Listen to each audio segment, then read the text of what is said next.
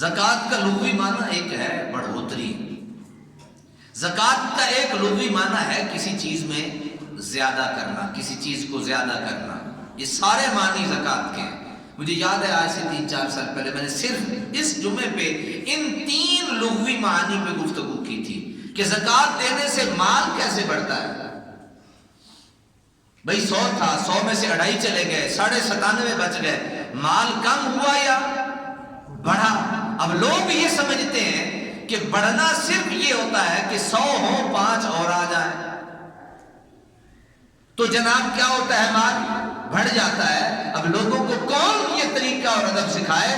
مال ایسے نہیں بڑھتا، مال بڑھتا ہے رب کی اطاعت کے ساتھ، مال بڑھتا ہے رب کی فرمانبرداری کے ساتھ۔